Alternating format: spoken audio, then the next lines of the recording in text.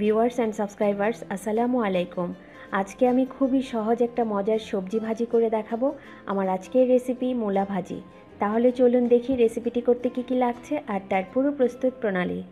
ভাজির জন্য চুলায় একটা প্যানে 1/4 কাপ তেল দিয়ে দিয়েছি। তেলটা গরম হয়ে গেলেই দিয়ে দিব পেঁয়াজ কুচি। এখানে প্রায় 4 টেবিল চামচের মতো পেঁয়াজ কুচি আছে। পেঁয়াজগুলো হালকা একটু ভেজে নিতে হবে, খুব বেশি লাল করব না। পেঁয়াজগুলো ভাজা হয়ে গেছে। এখন দিয়ে দিব হলুদ গুঁড়া 4 চামচের 4 ভাগের 1 ভাগ। এই সময় চুলার আঁচটা একদম কমিয়ে রাখতে হবে, নয়তো হলুদটা পুড়ে যেতে পারে। এখন দিয়ে দিচ্ছি মূলা। এখানে আমি 3টা মূলা এভাবে কুচি করে কেটে নিয়েছি। মূলাগুলো দিয়ে খুব ভালো করে তেল পেঁয়াজের সাথে নেড়ে মিশিয়ে দিতে হবে।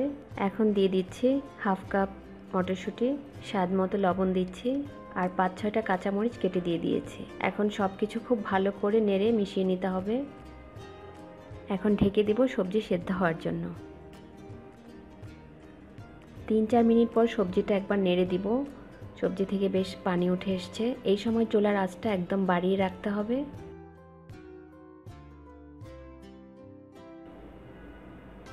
নরম সবজি, খুব বেশি সময় লাগবে না হতে। দেখেন সবজিটা সেদ্ধ হয়ে পানিটা শুকিয়ে গেছে। এখন দিয়ে দিব ধনেপাতা কুচি। এখানে আমি প্রায় 3 টেবিল চামচের মতো ধনেপাতা কুচি দিয়েছি। আপনারা আপনাদের স্বাদ মতো দিয়ে নেবেন। এখন ভালো করে আবারও নেড়ে দিতে হবে।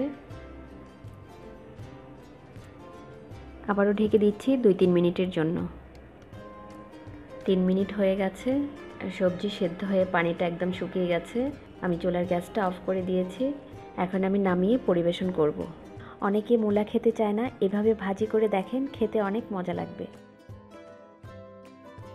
হয়ে গেল মূলা ভাজি। আপনারা ট্রাই করবেন। আমি আশা করি এই রেসিপিটি সবারই ভালো লাগবে। আমার ভিডিওগুলো ভালো লাগলে লাইক, কমেন্ট ও শেয়ার করবেন। আমার আরও নতুন নতুন রেসিপির জন্য অবশ্যই আমার চ্যানেলটি সাবস্ক্রাইব করবেন। সবাই ভালো থাকবেন। আল্লাহ হাফেজ।